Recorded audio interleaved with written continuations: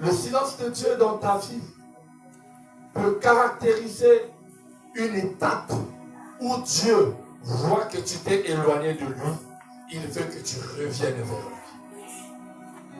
lui. Et pendant ce silence, il ne t'abandonne pas définitivement, mais il se tait. Il ne parle plus dans ta vie. Et tu marches seul, mais il veille toujours sur ton âme. Tu vas rencontrer des problèmes. Tu vas dire que maman n'a pas fait. Maman n'a pas fait. Tu vas penser que le pasteur n'est pas puissant. Tu vas penser que le Dieu de ton pasteur n'agit pas. Ce n'est pas le Dieu de ton pasteur qui a un problème. Le problème, c'est toi qui s'éloigne de Dieu. C'est toi qui fais parfois des choses qui sont contraires à la volonté de Dieu. Et Dieu voit que tu es allé trop loin. Le seul moyen pour Dieu de te rattraper, de te récupérer, il faudrait que le malheur t'arrive. Lorsque le malheur va t'arriver, c'est là que tu comprendras qu'il y avait un Dieu que tu servais hier, qui prenait soin de toi. Tu reviendras vers lui. L'enfant prodige était bien auprès de son père. Il avait tout. Mais un jour, il a demandé l'héritage précoce. Il s'est précipité. Et dans cette précipitation-là, le père lui a donné malgré lui. Bon, comme tu me déranges trop, bon. Vous savez, quand vous forcez à Dieu de vous donner certaines choses, pendant que ce n'est pas le moment, Dieu va vous donner aussi par force. Mais vous allez trouver un malheur qui vous fera revenir vers lui. Dieu a besoin que la mangue puisse mûrir pour que tu la manges bien. Mais toi, tu veux qu'on te donne ça comme ça. Parce que le temps que Dieu devait façonner cette mangue jusqu'à mûrir, toi, tu t'es précipité de la manger comme ça. Et l'enfant prodige est parti. Mais il est arrivé à un niveau où il a souffert. Mais il n'avait pas oublié les œuvres de son Dieu, de son Père. Il a dit, attends, moi, chez mon Père, même les esclaves mangent bien. Même les travailleurs mangent bien. Mais moi, là où je suis arrivé là, qu'est-ce qui m'arrive? Où est parti l'héritage qu'il a demandé? Et rapidement, il a dit, je préfère repartir vers mon Père. Cependant, pendant que l'enfant se perdait là-bas en train de pleurer, le Père, chaque jour, avait l'amour d'attendre le retour de son fils. Il attendait que son fils revienne. Durant ce temps-là, il y avait un silence. Un grand silence. Mais le Père qui était toujours vers la fenêtre, peut-être qu'il va apercevoir son enfant à distance en train de revenir. Et le jour où le fils est revenu, le Père l'a accueilli avec joie. Il a tué le plus gros veau. Il a préparé, ils ont mangé. Nous allons lire dans Zacharie 1, le verset 3. Dieu parfois crée un silence dans notre vie pour nous obliger à revenir vers lui. Parce que quelque part, nous nous sommes éloignés de lui. Et il veut agir dans notre vie. Il veut nous faire voir sa gloire. Mais loin là où nous sommes dans le camp de l'ennemi, Dieu ne peut pas agir. Parce que là-bas, nous sommes en otage. Si Dieu agit pendant que tu t'es éloigné de lui, tu vas glorifier le lieu où tu es allé là-bas. Tu vas penser que le mélange travaille bien. La Bible dit dans Zacharie 1, le verset 3, « Dis-leur donc, ainsi parle l'Éternel des armées. Revenez à moi, dit l'Éternel des armées, et je reviendrai à vous, dit l'Éternel des armées. » Alors le Seigneur veut que toi qui t'es éloigné de sa face, que tu reviennes vers lui. Voilà pourquoi tu constates un silence de la gloire de Dieu dans ta vie.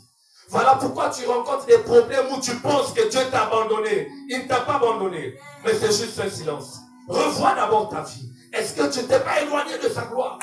Parce que sa gloire n'agit que dans sa présence. Est-ce que tu ne t'es pas déconnecté de lui? Si tu t'es déconnecté de lui, ça ne peut pas passer. Écoutez, je vais vous donner un exemple simple. Des choses que vous devrez comprendre. Vous voyez ceci? C'est quoi? Sans des écouteurs. Un écouteur, d'accord? Ça s'apprend avec Bluetooth.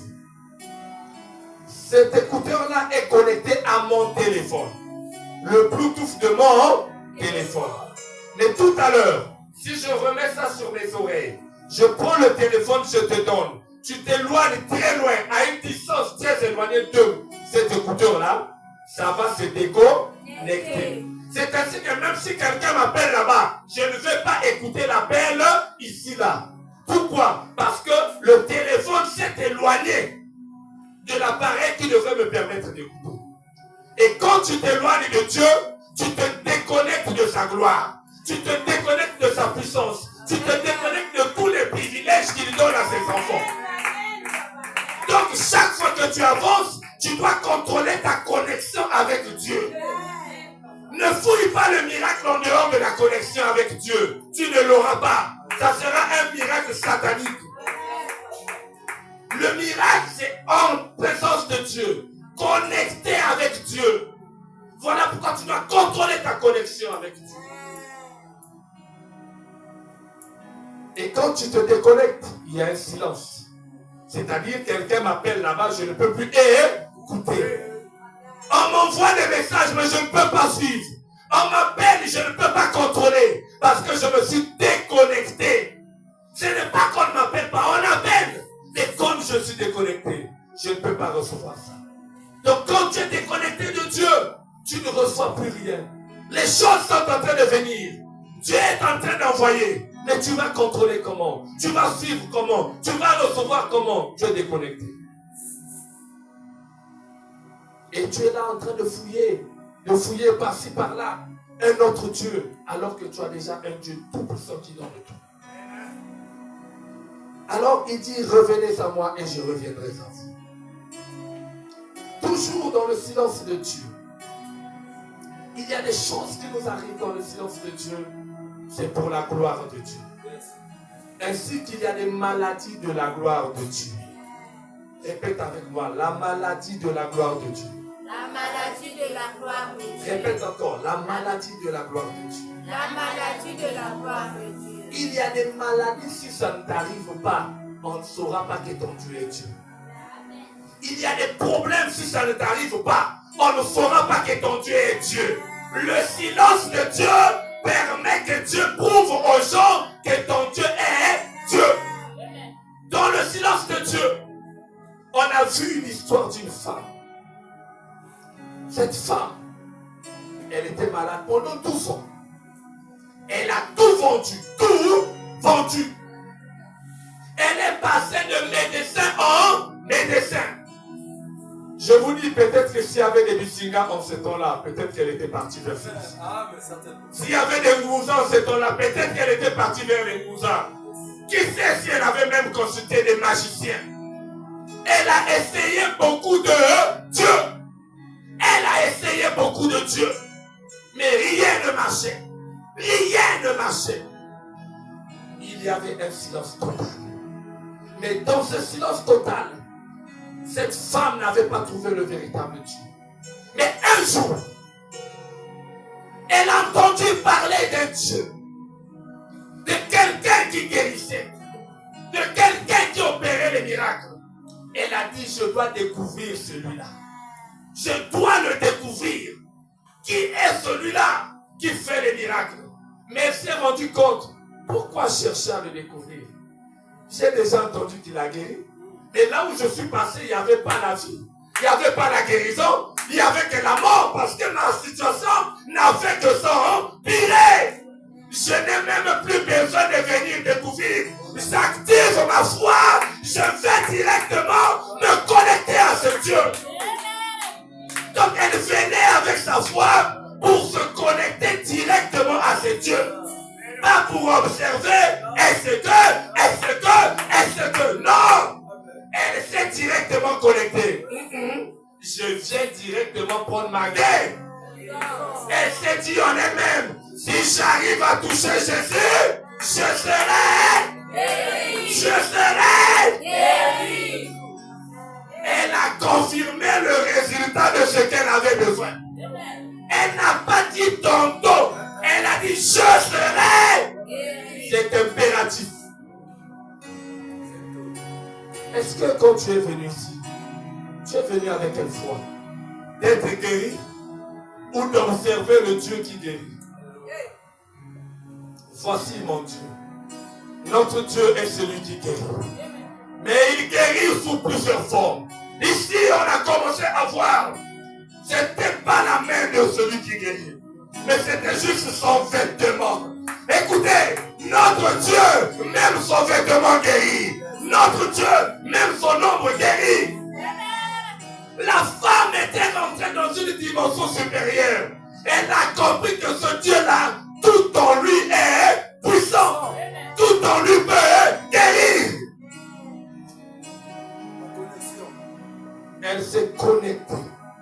Pas à sa main, pas à sa tête, mais juste à son habit. Elle a juste touché son habit. Elle a dit Bluetooth, Tindelangabilo Kwango. Automatiquement, elle était guérie. Écoutez, ton problème dure encore. Parce que ton problème n'a pas encore touché le bord du vêtement de Jésus. C'est-à-dire, tu viens pour toi, tu pries, mais tu te ressembles comme les gens de la foule. Ils étaient là depuis, autour de Jésus. Ils touchaient Jésus. Ils embrassaient Jésus. Ils étaient là. Ils essuyaient peut-être sa sueur. Mais malgré qu'ils essuyaient, malgré qu'ils le touchaient, leur façon de toucher n'accomplissait pas la guérison de leur problème. Comment tu viens vers Jésus? Dans quelle attitude tu viens? Comment? Est-ce que tu viens pour toucher afin d'être guéri? Ou tu viens pour toucher comme la foule touche? Tu peux être dans l'église, mais tu es comme la foule. Dans l'église, il faut être comme cette femme à la perte de sang, qui vient toucher pour être guéri, pas toucher comme la foule. Ce soir, je veux que ton problème touche le pan du vêtement de Jésus. Parce que si ton problème touche le pan de son vêtement, tu seras totalement guéri. Le surnaturel n'agit pas parce que Jésus est en face de toi. Non, les gens étaient en face de Jésus. Ils le voyaient, ils le touchaient. Quand Jésus même pose la question, quelqu'un m'a touché. Les disciples ont dit, mais Abel Niboma en dirait. Depuis que nous sommes là, les gens te touchent. Tu poses la question. Il dit non, la personne qui m'a touché là, m'a touché autrement. Elle ne m'a pas touché comme vous avez l'habitude de me toucher. Vous me touchez, mais rien ne quitte moi pour vous guérir. Mais elle m'a touché quelque chose. Je ne sais pas si tu comprends ça. Tu peux venir 10 ans dans une église. Mais si tu viens charnel pour voir le pasteur avec tes gros yeux, tu retourneras tel que tu es venu. À l'église, on vient pour toucher le pont du vêtement de Jésus. Ton problème doit le toucher, doit être connecté à lui pour recevoir. Voilà pourquoi ça dure. Dans Jean 11, le verset 4.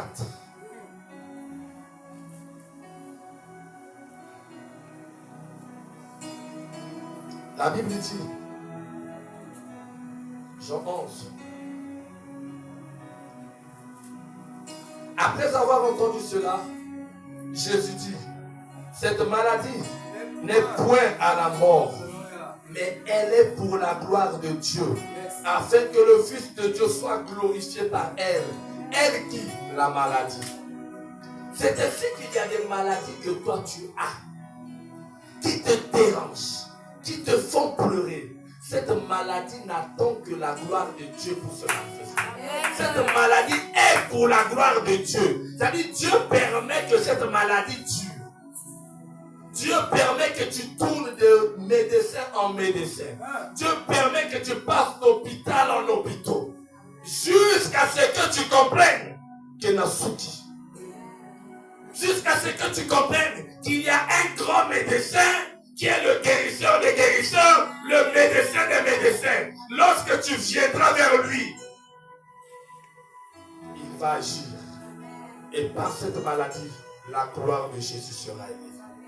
Plusieurs qui sont fatigués de croire vont croire que Jésus-Christ est le même hier, aujourd'hui et éternellement.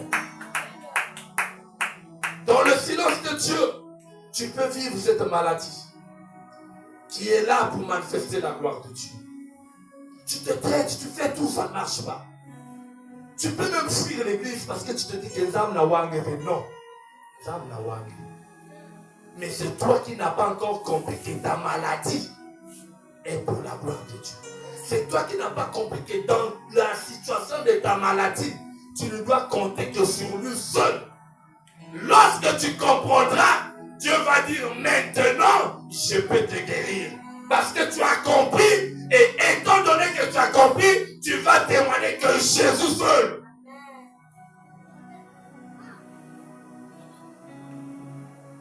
Dans le silence de Dieu, quand tu ne comprends pas, Dieu te regarde comme ça. Parce que dans le silence de Dieu, Dieu utilise ce qu'on appelle la préparation. Yes. Il y a la préparation dans le silence de Dieu. La préparation de quoi? De sa manifestation. De la manifestation de sa gloire. La préparation de quoi? De ton élévation. La préparation de ta gloire. Rapidement, nous allons partir dans le livre de Job 19, le verset 25.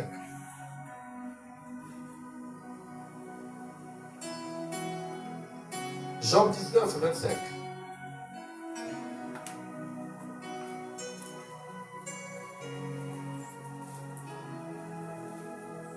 La Bible nous dit ceci. Mais je sais que mon Rédempteur est vivant et qu'il se lèvera le dernier sur la terre. Il arrive des problèmes où Dieu laisse d'abord que nous soyons menacés par nos ennemis. Des problèmes où nous vivons des déceptions. Des problèmes où nous vivons des échecs. Tu pries beaucoup parce que lorsque je parle, il y a quelqu'un qui va dire moi je suis fidèle à Dieu. Mais pourquoi je souffre? Écoute-moi bien. Dans ta fidélité là, il est possible que le silence de Dieu prépare quelque chose pour ta gloire. C'est-à-dire Dieu va laisser que tu souffres. Tu souffres. Tu souffres. Tu fais ci, ça ne marche pas. Tu fais ça, ça ne marche pas. Mais c'est bon, non, tu pries toujours. Tu ne manques pas à l'église. Tu es toujours fidèle. Mais rien ne marche. Tu te dis, je vais vite pour changer l'église même. Non, ma soeur, ce n'est pas l'église le problème. Dans ton problème là, il y a le silence de Dieu. Et puisque tu es attaché, connecté à lui, ton Dieu n'est pas mort. Mais dans son silence, il te prépare pour une gloire. Il faudrait que les gens se moquent d'abord de toi. Il faudrait que ton problème arrive jusqu'à, c'est-à-dire au niveau où on va te dénigrer. Au niveau où on va te dire,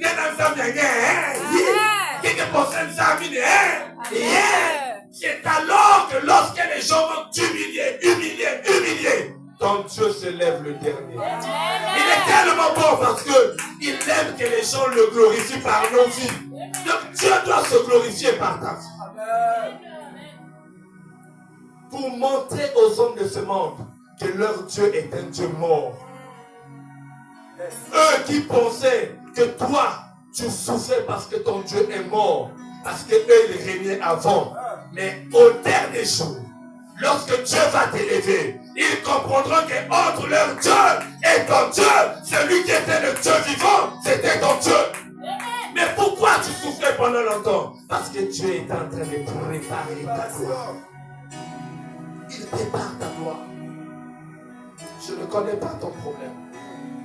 Je ne connais pas dans quelle catégorie tu es. Peut-être que tu es accroché à Dieu. Mais les choses ne marchent pas. Dieu est en train de préparer ta gloire. Pendant le silence de Dieu, les gens se moquent de toi. Tes ennemis règnent. Tu vas entendre là-bas mariage. Tu vas entendre là-bas ceux qui se moquent de toi, ça réussit. Là-bas, il y a le travail. Là-bas, il y a tout. Chez toi, ça caille. Reste calme. Reste calme. Ne te détourne ni à gauche ni à droite. Reste seulement fidèle. Ton Dieu connaît ton problème. Ton Dieu est en train de préparer quelque chose pour toi. Ton Dieu est en train de préparer. Il prépare quelque chose qui va épater le monde. Quelque chose qui va secouer le monde. Parce que quand Dieu bénit, les hommes s'étonnent et s'interrogent.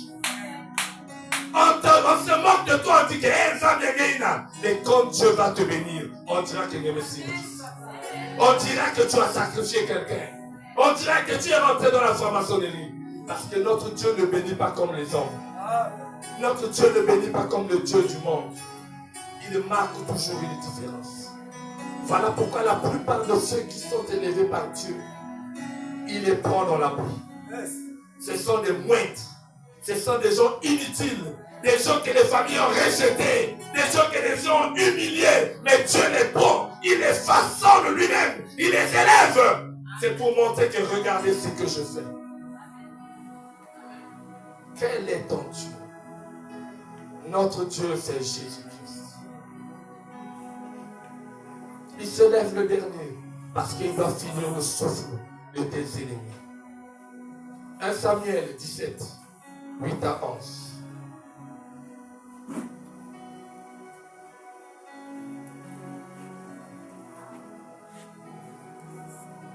« 1 Samuel 17, 8 à 11. » Écoutez ce message. Le Philistin s'arrêta et s'adressant aux troupes d'Israël, il dit: rangez en bataille. Il leur cria: pourquoi sortez-vous pour vous ranger en bataille? Ne suis-je pas le Philistin et n'êtes-vous pas des esclaves de Saoul? Choisissez un homme qui descende contre moi. S'il peut me battre, qu'il me tue. Nous vous serons assujettis. Mais si je l'emporte sur lui et que je le tue, vous nous serez assujettis et vous nous servirez. Le Philistin dit encore: je jette en ce jour un défi à l'armée d'Israël. Donnez-moi un homme et nous nous battrons ensemble. Acclamez pour la parole. Écoutez-moi bien. Ici, là, il s'agit d'un Dieu contre un autre Dieu. Il s'agit quoi? D'un Dieu contre un autre Dieu. D'un Dieu contre un autre Dieu. Le combat est varié. Un seul soldat de là-bas contre un seul soldat d'ici, nous allons combattre. On va mesurer la force de notre Dieu, pas en mettant en spectacle nos dieux, mais en mettant en spectacle les hommes de ces dieux-là. Donc si ton Dieu est puissant, il doit te donner la victoire. Si mon Dieu est puissant, il doit me donner la victoire. Celui qui gagnera, c'est que son Dieu est le plus fort. C'est un faux. Écoutez-moi bien. J'aimerais que tu comprennes mon sous-thème ce soir. J'ai dit le silence de Dieu. Alors il y a des événements qui arrivent dans ce monde, nation. Dans ce monde, Dieu crée un événement juste pour toi. Dieu est capable de créer un événement juste pour ton élévation. Cet événement va créer un malheur. Les gens peuvent mourir dans cet événement-là. Les gens vont perdre des biens. Mais tout ce spectacle-là, juste pour que toi tu sois élevé. Non, tu ne comprends pas. Là, il y a un adage qui dit: le malheur des uns fait le bonheur des autres. Ça veut dire quoi? Dans le malheur des uns, Dieu peut utiliser quelqu'un qui va vivre le bonheur dans ce malheur. Ici, il s'agit des Philistins. Ils ont commencé à tuer les gens depuis les pays là-bas. Ils étaient en train de descendre. Je ne sais pas qu'est-ce qui les avait pris. Ils étaient en compétition contre qui, je ne sais pas. Mais ils voulaient juste tester les dieux des gens. Parce qu'ils pensaient que leur Dieu était le plus fort. Effectivement, leur Dieu était fort. Parce qu'ils n'avaient jamais eu de victoire, de défaite plutôt. Ils n'avaient jamais de défaite. Mais ils avaient oublié que notre Dieu est celui qui peut permettre, quand tu manipules, quand tu tortures, que tu La victoire est à nous. On peut nous humilier, on peut nous torturer par les sorciers, nous menacer. Mais lorsqu'on se lève, on invoque notre Dieu, la victoire est à nous. La guerre peut commencer, mais la victoire de la guerre, c'est toujours Dieu. Dans la guerre, il y a des tombées. Les gens tombent. Les gens tombent. Même si vous avez perdu 1000 personnes, ce n'est pas ce qui caractérise la défaite. C'est à la fin de la bataille que vous allez savoir qui est vainqueur. J'aime tellement les films des Chinois, où vous allez voir le combat commencer depuis, on dirait de lundi à vendredi, ça ne finit pas. Vous avez comme l'impression que le combat là, c'est jusqu'à 1 mois. On donne des coups, quelqu'un se blesse, mais il est toujours là. On lui a coupé le pied, mais il se bat. Il est là, il se bat. Parce qu'il est tellement sûr qu'il va gagner. Et à la fin du combat, c'est celui qu'on avait coupé le bras. C'est celui qu'on avait coupé le pied. Qui a gagné le combat. Il les a tués tous, mais avec un pied coupé, avec un bras coupé. C'est ce genre de combat que notre Dieu nous livre au spectacle. C'est-à-dire, on nous a menés, on nous a torturés. Écoute-moi, ce que tu es en train de vivre, malade mais conditionné, ne t'en fais pas. Ton Dieu est en train de voir. La victoire t'appartient. Les gens se moquent de toi. Ne t'en fais pas. Lorsque ton Dieu va te donner la victoire, tu le prendras ta beauté. Tu vas encore grossir. Tu seras encore en forme. Les affaires vont se relever. N'aie pas peur. C'est le silence de Dieu, il prépare ta gloire. Le silence de Dieu prépare la sortie officielle de ses enfants. Dis la sortie officielle. La sortie officielle. Dis la sortie officielle. La sortie officielle. Quand on parle de sortie officielle, c'est que tu existes déjà quelque part, mais on ne te connaît pas publiquement. Dans l'ombre, tu existes. Maintenant, Dieu doit t'afficher publiquement. Il y a des rois, il y a des reines, il y a des princesses parmi vous. Il y a des DG, des riches parmi vous. Mais vous êtes encore dans l'ombre. Dieu doit vous afficher. Votre Dieu doit vous afficher. Le monde vous annonce un défi. Dans vos familles, on vous annonce un défi. Parce que eux, ils ont leur Dieu. Ils annoncent un défi contre votre Dieu. Pourquoi? Parce que votre Dieu, il pense que c'est un Dieu qui vous laisse pleurer chaque jour. Parce que les enfants de Dieu pleurent beaucoup. Les enfants de Dieu crient beaucoup. Écoute les prières des enfants de Dieu la nuit. Ça t'a coûté le cœur. Dans les sorciers même ont compris que cela, leur Dieu là, ne leur donne rien. Ils vous lancent les défis. Oh, mais ce n'est que le silence de Dieu. Je te dis que ce n'est que le silence de Dieu. N'aie pas peur. N'aie pas peur du défi. Tu es juste en train de vivre le silence de Dieu. La préparation de ton Dieu est en train de te faire. Il est en train de faire, de préparer quelque chose qui va t'élever, quelque chose qui va t'honorer. Goliath est venu. Il a dit, mon Dieu est puissant. Si vous pensez que le vôtre est fort, envoyez un élément de chez vous. S'il me tue, vous avez la victoire. Ça ne s'arrête pas là. Quand vous aurez la victoire, vous allez nous assujettir. C'est-à-dire, vous nous prenez en otage. Mais si nous gagnons, on va vous prendre en otage. Donc, vous devrez choisir celui qui est très très fort. Parce que sa défaite, c'est votre défaite. Cependant, Dieu préparait la sortie officielle de quelqu'un. Dieu préparait la sortie officielle de quelqu'un. Il y a quelqu'un qui était dans l'ombre. Il a tellement tiré dans l'ombre. Il était roi dans l'ombre. Mais Dieu devrait l'afficher. Mais comment l'afficher? Comment l'afficher? Il fallait une bataille. Écoutez, pendant le silence de Dieu, Dieu te prépare à devenir ce qu'il veut. David, on l'envoie en brousse. Il va perdre les brebis. Mais quelque chose de spécial que j'aimais chez David. Quand il partait perdre les brebis, il était toujours joyeux.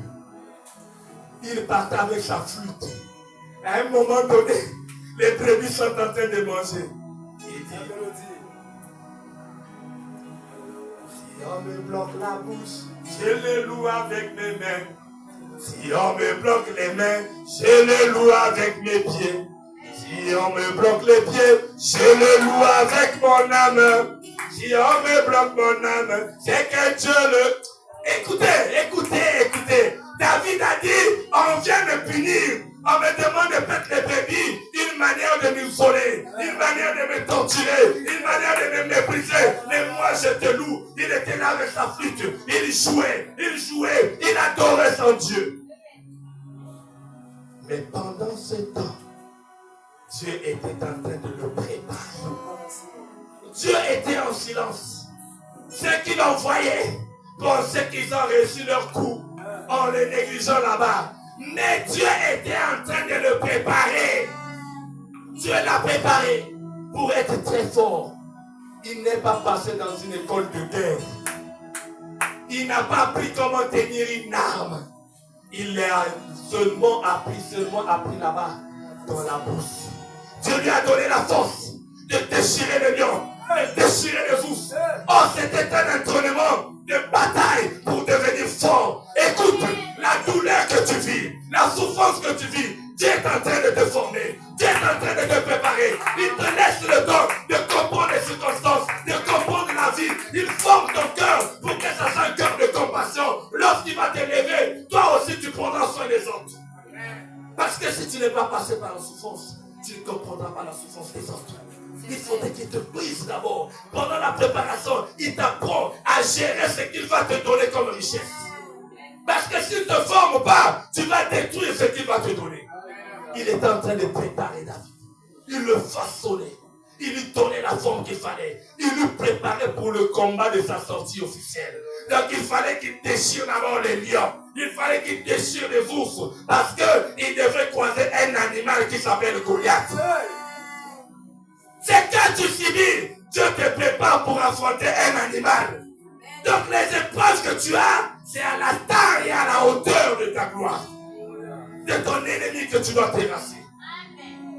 Et lorsqu'il a fini, ce jour-là, Dieu a permis qu'il parte déposer à manger à ses frères. Écoutez, les vrais guerriers, pendant que Goliath parlait, ne sont pas levés pour combattre. Mais, celui qui n'était pas guéri, puisqu'il était dans le plan de Dieu, puisque son Dieu était tout puissant, le silence de Dieu travaillait pour lui. Ce n'était pas pour ses frères, mais pour lui. Durant tout le temps, ils étaient là, ils criaient. Goliath a parlé. Personne ne se levait. Mais ce jour-là, lorsque David est arrivé, il est venu déposer à manger. Il écoutait quelqu'un qui parlait. Il a mis l'oreille. Il dit ça, c'est ce qu'il dit. Tais-toi. Ça, c'est Goliath. Leur Dieu est très fort. Leur Dieu, il est fort, oui. Mais vous ici, là, qui a déjà combattu avec lui? Non, personne. Qui va oser? Qui va oser? Leur Dieu est très fort. David dit, oh. Mais vous êtes l'armée du Dieu très haut. Comment ceux qui sont l'armée du Dieu très haut? Vous avez peur d'un Dieu mort. Et il est déjà mort, leur Dieu. Leur Dieu ne peut qu'être vivant devant les autres dieux morts. Mais devant notre Dieu, leur Dieu est un Dieu mort. Parce que nous avons le véritable Dieu. David a dit, bon, roi, celui qui va tuer l'animal là, on lui donne quoi? Il dit, hey, quitte le combat là n'est pas à ta hauteur. C'est pas à ta hauteur. Les frères de David ont dit, hey, petit orgueil d'ailleurs, toye biango, toye bi orgueil d'ailleurs, tika orgueil d'ailleurs. Je suscite un David dans la foule. Là où tout le monde sera faible. Là où tout le monde va fuir les dieux morts. Toi tu te lèveras pour dire, je me lève en tant que membre de l'armée de Dieu. J'arrête tout le système du monde des ténèbres. Pour ma famille, parce que mon Dieu est un Dieu vivant. Pendant le silence de Dieu, il formait un petit David. Il formait un leader. Il formait un conquérant qui devait donner la victoire. Et dans le silence de Dieu, tu vas vivre épreuve, douleur, malheur, souffrance. Et rassure-toi que tu sois connecté à lui. Si tu es connecté à lui et que tout ne marche pas, ne pleure pas. Réjouis-toi. Dis Seigneur, j'avance. Je sais que tu m'as réservé une sortie officielle. Un jour, un événement va te distinguer. David est sorti. Il a dit, moi, je vais le tuer. Tellement qu'il a insisté. Alors que Dieu voulait faire sa sortie officielle. Il a dit, bon, je m'en vais. Saoul devenu maître en erreur. Or que Saoul avait peur d'affronter le Dieu de Goliath. Parce que Saoul avait un mélange. Il n'avait pas que le Dieu tout-puissant, mais il avait aussi un autre Dieu. Donc il se disait que, moi mélange, est-ce que. Il a voulu induire David en erreur. Il lui dit, prends mes armes. Prends mes armes, monte avec. Tu auras la victoire. David au fond du cœur, oh. Mais si tes armes là donnent la victoire, pourquoi tu n'as pas donné ça à quelqu'un de plus pour qu'il combatte? Mais il fallait donner ça à ceux qui sont là. Ils devraient avoir la victoire. C'est que ton Dieu est mort. Garde tes armes. Garde les armes de ton Dieu. Garde ça. Moi, je monte au nom de l'Éternel. Moi, je n'ai pas besoin d'un autre Dieu. Parce que je connais le Dieu tout-puissant. Ici, l'armure peut être un Kinkoko. Tu as bien commencé ton commerce de quoi. Maman, papa, qu'est-ce qu'on a fait? Moi, Kinkoko. Il était monté dans là-haut. Maman, manga, c'est un Dieu mort qu'on te donne. C'est un mélange compliqué. Non, toi combat avec le nom de l'Éternel. Combat avec le nom de l'Éternel. David a refusé. Et toi, peut-être que tout est compliqué parce que tu vas accepter l'armure. Peut-être que tu vas accepter le Kinkoko. Peut-être que tu vas accepter un fil. Parfois, tu as mélangé les choses. Tu es parti pour moi, pas de mots quelque part. Voilà pourquoi maintenant que tu pries Jésus, et à cause du mélange, tu as le doute, tu as peur, tu fuis, tu ne peux pas avoir la victoire. Abandonne ça, lâche ça. Lève-toi comme David, il s'est levé. Il a dit, oh, toi Goliath, je ne te combats pas par ma force, mais je te combats au nom de l'Éternel. Écoutez, quand le combat de l'homme devient le combat de Dieu, je ne sais pas si vous comprenez ça. Quand le combat de l'homme devient le combat de Dieu, tu es dans l'obligation d'agir. Tu es dans l'obligation d'intervenir. Il ne verra plus ta taille. Il ne verra plus ton gabarit. Il ne verra plus ton esprit. Il ne verra plus ton patois. Il ne verra pas ta beauté. Mais il intervient parce que tu combats en son nom. Le combat de David était devenu le combat de Dieu. Il dit, je te combats au nom de l'Éternel. Le Dieu qui m'a donné la victoire devant l'os, devant le lion, me donnera la victoire. Es-tu plus fort que l'os? Es-tu plus fort que le lion? Il dit, oh regarde, tu te bats avec moi avec des casques. Un petit bonhomme comme moi. Il dit, toi, je te tuerai, je te couperai, je donnerai ta chair aux oiseaux. Mais Goliath est étonné que David prenne une lance en pierre. Je vais te révéler quelque chose. Tout ce que Dieu fait dans son silence est un bénéfice pour toi. Voilà pourquoi il dit tout concourt pour le bien de ceux qui aiment Dieu. Tout concourt. Tout. Même le palu que Dieu permet que tu subisses dans son silence est un bénéfice.